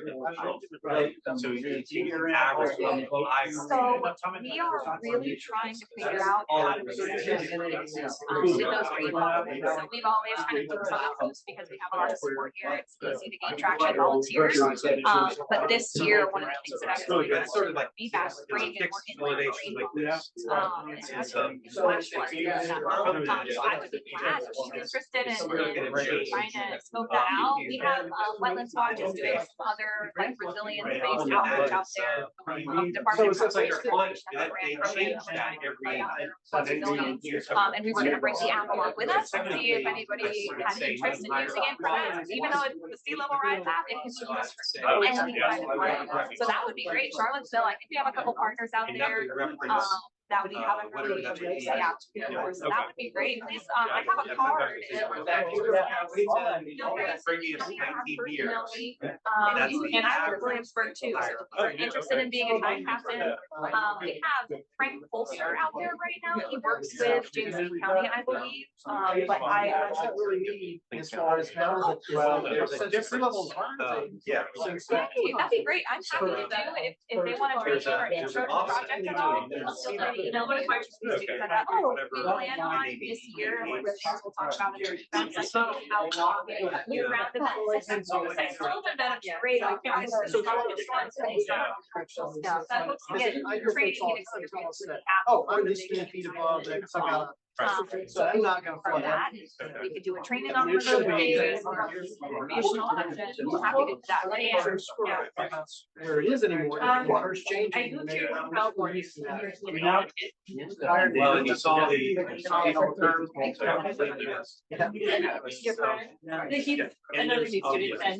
They have. Yeah, could I, well, if you email I us, have a you email card. me, that'd be good, yeah. So we're trying another and then feedback. the longer Social you media go, is the more how we can make that base area. the longer you go out the Yeah, wider. so you have like planners, surveyors, left, flood center monitoring work and stuff like that. So with my job, about how it's all helpful, amazing people do. Yeah, it's very specific. Yeah, we just say. Sure. Nice. Great. Yeah, that would be great. No, that sounds like a great opportunity. So yeah, feel free to reach out. We had hurricane Matthew, and it was really tough. It was snowing in here, and I had over 2 feet of water in my house. I'm in the middle of the beach. And I was all the streets over by around the here, I used to live. You're riding out of a motor. Really the things sitting in the water, up and down the street. The water in the street is up One that there. goes by quarter path. It was very touchy. I'm getting ready to take on the day possible. Stand for 3 generations. I'm gonna fix it. So I'm right next to Rosemont Road. When I first was getting building. Well, I think so. Are you kidding? You know. And one of the targets that I know not part of this, but I know I want to contact the outreach from like the vacation village. I'm sure that are like doing a lot more outreach out there now trying this. It's just, none of that. Yeah, I mean, so. Well, thank you for that. So I, the story there. Yeah, Yeah. Put that in Yeah, there. it's a different place. Yeah. You don't have to come back to the house because. A lot of different. Last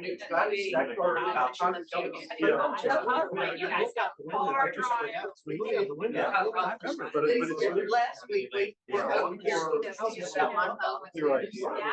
had to go through that crazy Hampton Roads. And they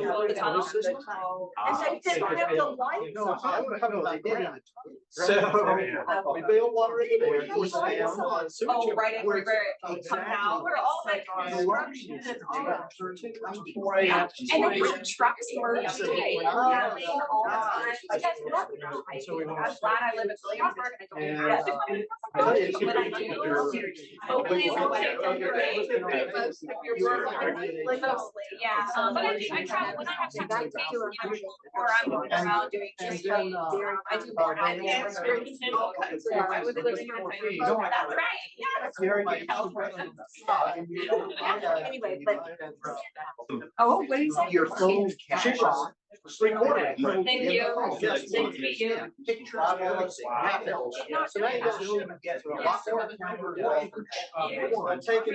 You'll get that to New York. Oh, that's good, so you don't necessarily go all the way back. No, and by the way, when You think you're not getting anything, you had to get charitable intelligence, to make sure I got the job. And then check in for the back end, and they got a really. Well, he said the So only you're thing sitting that there may run running into is the phone. Anyway. Yeah. Said, hey, I need more data. So that, right, it's just 2.0 savings, because I was at $3,800, Yeah. Whatever, and that's when it's. Oh, that's, okay. 36 years. Yeah, that's a great point. That's pretty fair to know. And it's, I Because don't know. now I pay $850 for $250.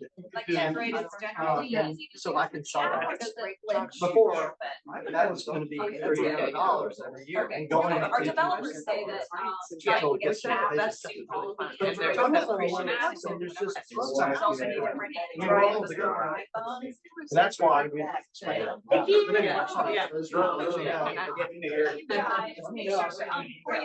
Hungry on the way home. Yeah. Yeah,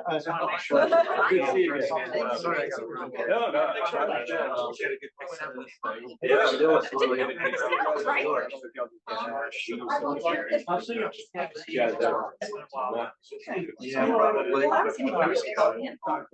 Years ago.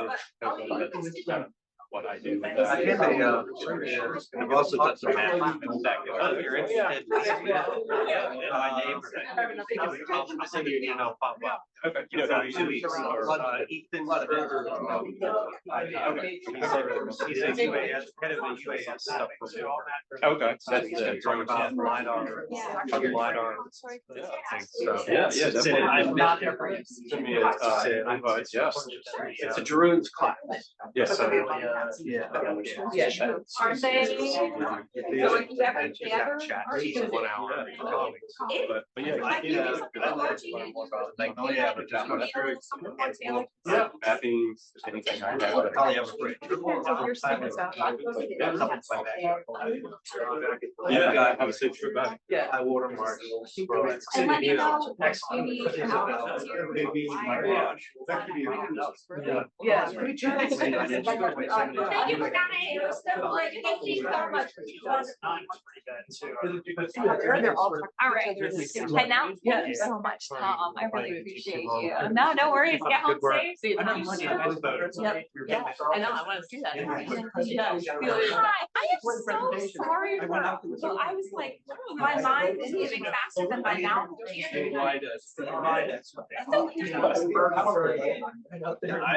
remember surviving. Yeah, 3 or 4 days in a row, 5, 4, 5, 5, 6, 7, 8 inches in my garage. It's like all of them. I was unaware of it. Somewhere around, There's actually 5, 8, 6 feet. stuff there that you can even In my garage. Well, I was telling them about that proposal. Right. You know, What do you, they're 98. thoughts for this No, year? 85. Do you have a desire to Time we had. Oh, I saw that. Oh, not the current one? Yeah. Okay. Well, Okay, maybe because the you former. said Gloria was the former.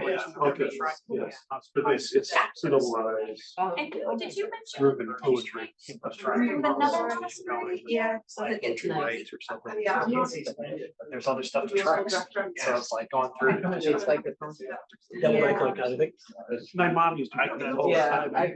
Yeah. There was southern thing. Grammy Street, Grammy Street Bridge. Yeah. Now an apartment complex. I'm sorry, they're so cute. Torn down. You gotta talk about Alfonso tonight? Well, no, actually, he just didn't get through all the. revisions. Oh. Down, not cleaned it up. That's why it's just. Or it was supposed to, so he got in trouble with the city.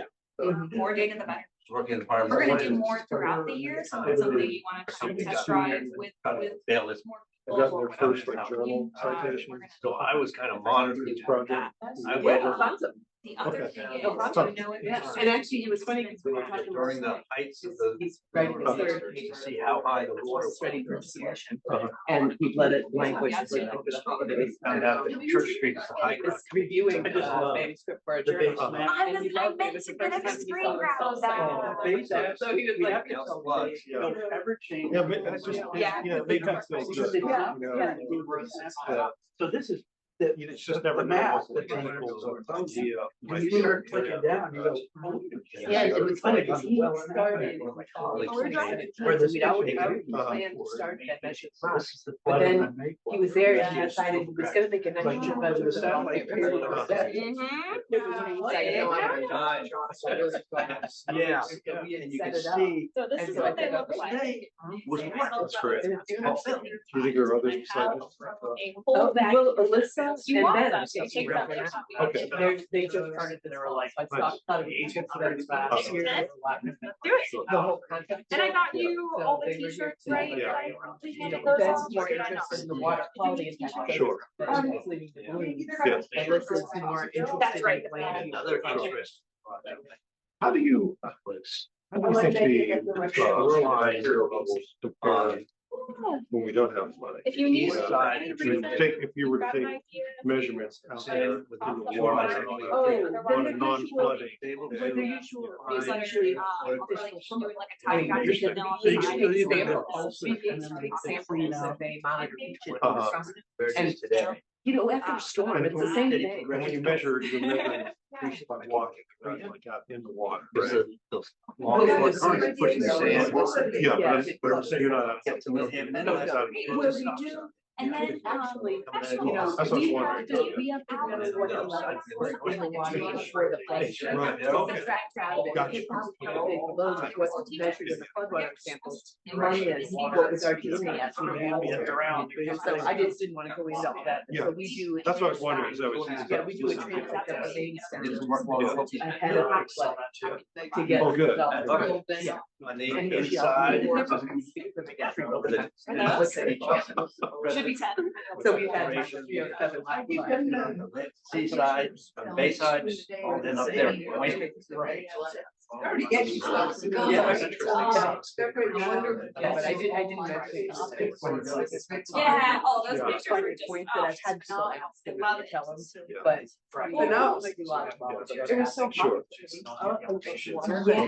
I was curious. I know, well, it's impossible, like, the kids that I brought out there, I was like, the rain boots, bring rain boots, and these Right. kids were like full Yes, sneakers, we calculate shorts, all the way loaded. up their weight, they don't So drastic. they'll do anything, no matter what you tell them. Yeah. Well, thank you so much for coming, are you sticking around, or you head now? I think it's cool. Public health. Okay, I think I might wrap it back up together. I know we've got some folks on Zoom that might be like, what the heck are we doing?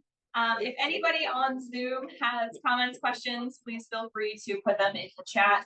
I'm just gonna very quickly, and this is something that you can kind of do on your way out at this point. I know we run kind of behind. I just wanted to bring up some of the things that we did this year that we can talk about, or things that I want you guys to know that we acknowledge and things that we're trying to fix. Our sea level rise app, of course, is not perfect. We continue to update it each year. We work with our developers pretty closely to see how we can dig up why our data delays in the system sometimes, or how it's functioning with Android versus Apple users and all of that sort of fun stuff. So we noticed this year, because we opened it for a full weekend, and something we kind of noticed in years past is that some folks who go out and map on day one at 8 a.m. have a stellar app connection. And then folks who map on day 2 later in the afternoons experience some delays and slowdowns. This is something we're still trying to dig up what is going on. It's something that's really hard to find a solution for from a tech development standpoint without extensive documentation of what's happening. Is it an iPhone? Is it an Android? How close are they to a cell tower? Do they have the latest version of the app? That sort of thing. One solution that our developer has recently come up with is doing the kind of thing where you get a forced update of the app. So if you may have some older version like 3.0.1, and we're up to like 3.0.5 now, I think. So little stuff like that, we can force an update to your phone. We're going to try to see if that helps with some of the slowdowns that we're experiencing. But this is something, if you're a tide captain in the room, or you're someone who has experienced some issues with the app before, please let us know, document it. Let us know when, where it happened, what kind of phone you have, that sort of thing. We really want to get this app perfected so that we can do more and more and more each year. Yes. I know several years ago now, I took the app, we had a storm event tide, it was in the evening, and I go out there at night trying to map it, and it wasn't getting to the satellite. Yeah. So I couldn't do a thing. Yeah, and it doesn't even let you drop a pin, right? Right, it didn't even know I was there because of darkness. Yeah. Yeah, it puzzles us. We've talked several times about whether or not it's like a server capacity issue. Like on day 1 of Catch the King, we get a ton of data, and then on day 2, it's just processing that. But we've heard from our developers that the server should have great capacity. It should be working at full speed. So it's a really big head scratcher for us, and we continue to try to troubleshoot it. I thank everyone in this room who has experienced issues with the app before for your patience and your continued involvement in this. Ray, I think I see you. Is it beneficial to the program for us mappers to map the multiple days of the weekend? Yes, I would say so. And even in same locations, different locations, I think all data is helpful to Derek and helpful to the project at large. So any and all data is great. Sometimes the weather conditions are different from one day to the next as well. We didn't see as much of that this year. There was a difference between Sunday and Friday that was relatively dramatic, but Saturday, Friday were virtually identical this year. Yeah, and it's a good, the event as a whole, like we talked about, the wet run had higher tides than our actual Catch the King date. This is something that we can't really predict until day of. So this is another thing that I just thank you for your patience on. Thank you for your flexibility. I have some pictures on here just to show kind of what the prediction was versus what actually happened. So these are the tide prediction charts from NOAA's website. You can see this was Saturday, which one is, I can't remember, I think this might be Friday. The tides that actually occurred, which you can see is this light green bar on this map, were a little bit higher than what they were actually predicted. This is just showing some of that nuance of what we expect is not always what happens day of. I did this too for, this was our wet run, I think. Yeah, this was September. So this shows that tides were much lower predicted than day of. So again, we had that wind event that weekend that really drove our tides inland and brought in a ton more water. So we can always pick our catch the king date in May, June, July, August, and we end up with our wet run being more inundated than our actual catch the king day. So these are just kind of flexibilities that we have to work with. And I'm just thankful for all the volunteers who have been flexible with that so far. Training materials helped, but I know that they could still be improved. So thinking about feedback and stuff like that, if there's a material, a training guide, a flyer, something on our website that you think would be really beneficial to you and your volunteers or your tide captain work, please let me know. I'm willing to create anything for you. So this year I made a tide captain quick guide as well as a volunteer quick guide, which I have at the front. And this kind of gave brief information for anybody who reached out to me saying, what is Catch the King, as well as our tide captains. If someone comes up to them and says, what is Catch the King? We gave them these sheets to kind of hand out to people. So it was an easy, this is what our program is about. Of course, Derek makes our lovely tide calendar each year. This is incredible. If there's anything you think that should be added to something like this, we typically link a couple things at the bottom that are helpful, but we always want to add more to it if it's helpful. Same as the app itself. Hopefully this year, potentially maybe, I want to get some training videos linked into the app itself so that it becomes kind of a really nice self-sustaining tool. And that will be this little help button. When you open the app for the first time, you'll see the little 3 lines in the top left, and you get this little menu that pops up. Those videos will be linked in that help section, and it will take you to a website that will have those training videos. So it walks you through how to use the app, how to view the data, and that sort of thing. So we're hopefully going to do that this year, but I'm always looking for more ways that we could make this better. Ideas for next year, some of the things that we've already been talking about, and yes, it's February and we're already planning for fall, but we kind of have this broader concept that Catch the King should be more than just one event. It's growing as such a strong awareness building event, and really just I thank Dave Mayfield for his brain and his wonderfulness and thinking about how we can make this really accessible to communities and students and people in the Hampton Roads community and beyond who are involved in different sectors. So one of the things that we're interested in is how we incorporate this app and sea level rise awareness into the arts. If any of you came to ERP a couple months ago now, I think there was a symphony held in this village. Is that right? No, it was at ODU. ODU, but there was another one They have one here. at ERP, yeah. And they were That both. picture is.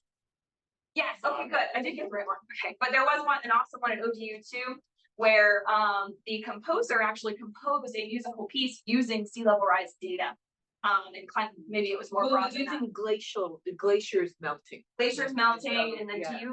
do you remember what the one here was? It might have been. It was a theme like that. I think it was wasn't sea level using rise. data, but it was water, Yeah. for part stuff. Really interesting stuff you can do when we start thinking about trends with our data. We can kind of think about crescendo and a day crescendo and music. How can we kind of depict that? Here at ERP, they have a boardwalk downstairs that shows, I believe it's the climate temperature for every day of a particular year, if I'm not mistaken. It might be a couple of years, whether it's warmer or colder. Yeah, that's the ramp coming in. Yes, the different colored ramp downstairs. And this one was really cool. I don't know if anyone went to the botanical garden when the washed ashore exhibit was there. Yeah, I But did. they had huge things and it was all from materials that had washed ashore. So, you know, it could be maybe we collect things in the floodwater and make a sculpture. Yes. Yep. Our students at the Williams School that we're working with this year, one of their groups is really interested in doing that. And so they might be creating sculptures of local wildlife that's impacted out of the stuff that they find in floodwaters. Hopefully they find enough. I'm sure we could ask Margie where some of those places are. So this is really something, and I know we're running out of time. It's 7:30 on the dot, so we won't really have an open discussion, but these are things that we're thinking about, and we really want feedback from the public on how can we expand this? Do we pair it with more kind of local efforts like wetlands cleanups, and we teach people about the app and the sea level rise How do we get people exposed to this? Do we take them on flood tours? And we've got a big flood event and we run them around Hampton Roads and show them all the places that it's flooding and the signs to look out for. One of the options that popped up recently, this is kind of a more local planning level opportunity. The Hampton Roads Planning District Commission is putting a flood gauge network in. They've installed, I want to say it was 10. Numbers and me just are not working today. 10, thank you. Well, actually, they have 20, but 10 of them are currently cited and surveyed. The other 10 are still being surveyed. And they are hoping to expand to a network of 200. And so they're interested, and we've had a conversation with them about potentially using our volunteer network to go out and monitor those flood gauges. And just like Derek was mentioning earlier, making sure it's actually flooding where those flood gauges are installed. And we can kind of help ground truth what that gauge is collecting with our Sea Level Rise app. So that's one instance. We're also curious to know how this data can be more helpful at the local planning level. So if you're a land surveyor, engineer, local resilience planner, chief resilience officer, whatever it is, if the Sea Level Rise app data can be beneficial or is something that may be interested, if there's a group that would like to sponsor this data. We're looking for all of those opportunities as well. We're hoping to update the Sea Rising Solutions portal this year. You might go into that website and be like, what is this? There's no Wetlands Watch on this page, but we're going to try to improve that a little bit, make it a little more user friendly, and put some more of Derek's data on there and all of that wonderful stuff. So it all kind of links together. So these are just things to think about, things that I would love feedback from y'all on if you have ideas. And then, of course, I'm going to let y'all go and won't hold you for very long, but if you have any thoughts on your notes, sticky notes, or if you'd like to write anything on the whiteboard up front, please feel free. Groups we haven't engaged that would enjoy volunteering that you didn't hear any of us talk about today. New ideas, again, for community engagement and training to the arts community, more STEM stuff, more students, new partners, sponsors, organizations, all of that lovely stuff. There was a QR code as well. If you have thoughts or you want to save your thoughts for later, feel free to scan that code. It is a virtual little feedback form that you're welcome to put more information on. So I'll leave, that's my last slide. So I'll leave that up. But yeah, thank you guys for sticking around this long. I'm sorry we didn't have as much time to do open discussion, but I think we had a really robust conversation with everybody. And thank you so much to the presenters, Derek, Margie, that are still in the room, and Tom. So thank you so much. Feel free to grab food on your way out. I don't want to have to bring it home. So if you have any interest in taking any of that home, please feel free. And if you have any more questions, feel free to ask me on your way out. There's some information. Again, that tied volunteer info sheet is up here. We have a wetlands migration sheet up here about some of Wetlands Watch's work in the wetlands migration space and how sea level rise is actually pushing wetlands to migrate inland. That's something that this ERP lab is very focused on as well with that rolling conservation easement. This building is going to come down so the wetlands can come in. And there's an info sheet on the app as well and how it's helped Wetlands Watch in our work. So feel free to grab any of that. But other than that, thank you for being here. Be safe on your way home. Thank you everybody on Zoom. I'm going to stop the recording now, but I'm going to hold on for a second in case anyone has questions.